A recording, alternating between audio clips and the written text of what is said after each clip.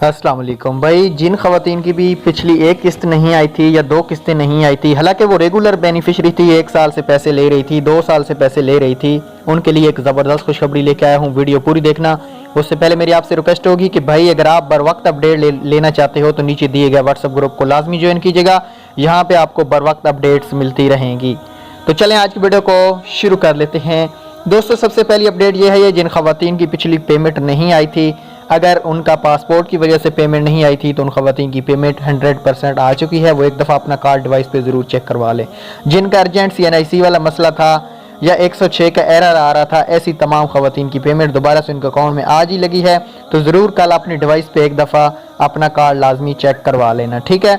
चाहे 2 किस्तें नहीं आई थी पासपोर्ट की वजह से या PTCL बिल की वजह से या रिचार्ज की वजह से, तो ऐसी तमाम ख़वातीन अपना एक दफ़ा कार्ड ज़रूर डिवाइस पे चेक करा लें। जैसा कि आपको डिवाइस पे स्क्रीनशॉट दिखाई दे रहे हैं, ये वो स्क्रीनशॉट हैं डिवाइस के। ये वो ख़वातीन हैं जिनको 2 किस्तें नहीं मिली थी, लेकिन ये किस्त उनकी अब अकाउंट में आज ही लगी है। उम्मीद है वीडियो पसंद आई होगी। अल्लाह हाफ़िज़।